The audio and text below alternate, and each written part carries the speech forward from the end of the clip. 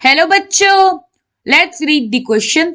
The correct order of boiling point is option A, option B, option C and option D. So, question में क्या पूछा है, इनमें से कौन सा बॉइलिंग पॉइंट का ऑर्डर करेक्ट है? तो हम एक एक करके अपने ऑर्डर को देखते हैं। सबसे पहले अगर आप देखो तो हमारे पास क्या क्या गिवन है। हमारे पास गिवन है hydrogen, deuterium and टाइट्रियम molecules.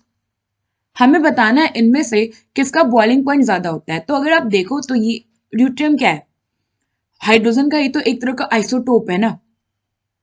Now यहाँ पे कोई डिफरेंस तो है नहीं, बस आइसोटोप डिफरेंस है। सो जो बॉइलिंग पॉइंट होता है वो डायरेक्टली प्रोपोर्शनल होता है मॉलिक्यूलर वेट से। इट मीन्स कि मॉलिक्यूलर वेट जिसका ज्यादा होगा बॉइलिंग पॉइंट उसका ज्यादा होगा। तो यहाँ पे मॉलिक्यूलर वेट सबसे ज्यादा किसका होगा? टाइट्रियम का। उसके बाद किसका होगा? ड्यूट्रियम का। और उसके बाद किसका होगा? हाइड्रोजन का। क्योंकि हाइड्रोजन में अगर आप मॉलिक्यूलर वेट देखो तो एक हाइड्रोजन का मॉलिक्यूलर वेट होता है 1, तो 2 का कितना हो गया? 1 + 1 which is equals to 2। Now deuterium के केस में एक जो ड्यूट्रियम आयन होता है इसका जो मॉलिक्यूलर वेट होता है वो होता है 2, तो 2 का कितना हुआ? 4। एट टाइट्रियम के केस में ये हो जाता है 1 का 3, तो 2 पे कितना हुआ? +3, तो ये हो गया टोटल 6। नाउ ये हो गया हमारे बॉइलिंग पॉइंट का ऑर्डर। तो यहां से हमें क्या पता चला कि हमारा जो ऑर्डर फर्स्ट है वो इनकरेक्ट है। नाउ सेकंड ऑर्डर देखो तो इसमें क्या कह रहा है, हमारे पास क्या क्या गिवन है? N pentane and neopentane. अब हम इनका स्ट्रक्चर देखें तो एन पेंटेन क्या है? Straight chain which is CH3 CH2 CH2 CH2 and CH3। ये है हमारा एन पेंटेन। और न्यू पेंटेन क्या होता है? CH3 CH3 CH3 and CH3। तो अगर आप यहां देखोगे तो दोनों केस पे हमारा क्या होगा? मॉलिक्यूलर वेट तो क्या होगा? सेम होगा, बट यहाँ पे डिफरेंस क्या है? ब्रांचिंग का। तो अब हम देखते हैं बॉइलिंग पॉइंट का ब्रांचिंग से क्या रिलेशन है। सो बॉइलिंग पॉइंट जो होता है ये डायरेक्टली प्रोपोर्शनल होता है आपका वंडरवॉल फोर्सेस से। अब वंडरवॉल फोर्सेस किसके प्रोपोर्शनल होता है? डायरेक्टली सरफेस एरिया के। तो स्ट्रेट चेन में अगर आप देखो तो सरफेस एरिया ज्यादा है तो फोर्सेस ज्यादा होंगे, तो बॉइलिंग पॉइंट ज्यादा होगा। वेयर एज अगर आप देखो हमारा जो न्यू पेंटेन है इसमें सरफेस एरिया कम है, तो बॉइलिंग पॉइंट भी हमारा क्या हो जाएगा? कम हो जाएगा। और अगर हम इनका रिलेशन देखें बॉइलिंग पॉइंट का विद रिस्पेक्ट टू ब्रांचिंग, तो ये इनवर्स रिलेशन शो करता है ब्रांचिंग के साथ। क्योंकि ब्रांचिंग अगर इंक्रीज होगा तो क्या होगा? सरफेस एरिया डिक्रीज हो जाएगा, तो बॉइलिंग पॉइंट भी कम हो जाएगा। सो यहाँ पे जो हमारा बॉइलिंग पॉइंट का ऑर्डर होगा वो क्या होगा कि एन पेंटेन में जो हमारा बॉइलिंग पॉइंट होगा वो ज्यादा होगा as compare with neopentane. जबकि हमें ऑप्शन में न्यू पेंटेन का ज्यादा बॉइलिंग पॉइंट दे रखा है। सो ये हमारा इनकरेक्ट ऑर्डर है। नाउ थर्ड हमारे पास है जेनॉन, आर्गन एंड हीलियम। तो ये सारे के सारे क्या है? हमारे नोबल गैसेज हैं। तो अभी मैंने बताया कि बॉइलिंग पॉइंट जो होता है ये मॉलिक्यूलर वेट के क्या होता है? डायरेक्ट रिलेशन में होता है। तो सबसे ज्यादा इनमें मॉलिक्यूलर वेट कैसे होगा? अगर आप जाओ, ये ग्रुप 18 के एलिमेंट्स है, सो डाउन द ग्रुप क्या होगा? मॉलिक्यूलर वेट इंक्रीज करेगा। तो सबसे ज्यादा जो मॉलिक्यूलर वेट होगा वो किसका होगा? अगर हम मॉलिक्यूलर वेट की ऑर्डर की बात करें तो सबसे ज्यादा मॉलिक्यूलर वेट होगा जेनॉन का, देन आर्गन का, देन हीलियम का।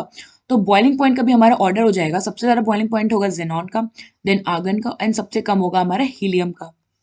बट अगर आप देखो ऑप्शन के ऑर्डर में तो यहाँ पे क्या है? हीलियम का सबसे ज्यादा दे रखा है, सो ये भी हमारा ऑर्डर इनकरेक्ट है। नाउ फोर्थ ऑर्डर हमारे पास क्या है? फोर्थ में हमारे पास मॉलिक्यूल्स में एन, यानी कि मेटा नाइट्रोफेनॉल एंड ऑर्थो नाइट्रोफेनॉल। अब हम इनका स्ट्रक्चर देखें तो ये कुछ ऐसा होता है।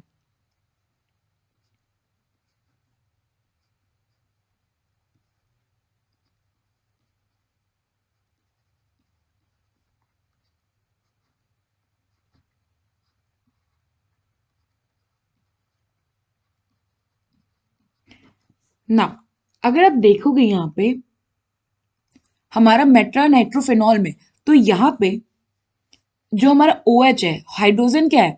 वो एक वो एक मोर इलेक्ट्रोनेगेटिव एटम के साथ अटैच्ड है। और जब भी हमारा हाइड्रोजन ऑक्सीजन, नाइट्रोजन या फ्लोरीन जैसे इलेक्ट्रोनेगेटिव एटम के साथ अटैच होता है तो ये क्या करता है, उस मॉलिक्यूल में अगर आप देखो तो हाइड्रोजन बॉन्डिंग फॉर्म करता है। तो इसलिए हमारा जो मेटा नाइट्रोफिनॉल होगा इसमें इंटरमॉलिक्यूलर हाइड्रोजन बॉन्डिंग होगी। अब इंटरमॉलिक्यूलर क्यों हुआ, क्योंकि यहाँ पे दो डिफरेंट मॉलिक्यूल्स के बीच में बॉन्ड फॉर्म होगा। वेयर एज अगर आप नाइट्रोफेनॉल देखो तो OH तो इसमें भी है, तो हाइड्रोजन तो इसमें भी होगा, बट यहाँ पे जो हमारा NO2 है और OH है इसमें क्या होगा, इंट्रैक्शन हो जाएगा, क्योंकि हाइड्रोजन क्या करता है, मोस्ट इलेक्ट्रोनेगेटिव एटम के साथ ही तो अटैच होता है, लाइक ऑक्सीजन, नाइट्रोजन, फ्लोरीन। तो OH का हाइड्रोजन क्या होगा, ये NO2 के नाइट्रोजन के साथ बेसिकली इंट्रैक्ट करने लगेगा। नाइट्रोजन पे क्या होगा, अगर आप देखो तो यहाँ पे ये इलेक्ट्रोनेगेटिव है तो इसके साथ बॉन्ड किया, तो यहाँ पे जो बॉन्डिंग हुई with in the same molecule हो रहा है, तो यहाँ पे जो बॉन्ड हुआ उसे हम कहेंगे इंट्रामॉलिक्यूलर। इंट्रामॉलिक्यूलर हाइड्रोजन बॉन्डिंग ना, जो हमारा बॉइलिंग पॉइंट होता है, ये बॉइलिंग पॉइंट बेसिकली अगर अब हमें बॉइलिंग पॉइंट का ऑर्डर देखना है तो बॉइलिंग पॉइंट हम किसके बीच का देखते हैं,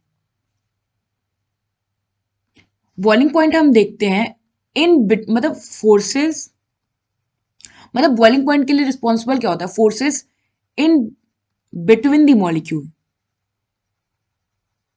इन बिटवीन द मॉलिक्यूल्स, ना कि विथ इन द मॉलिक्यूल।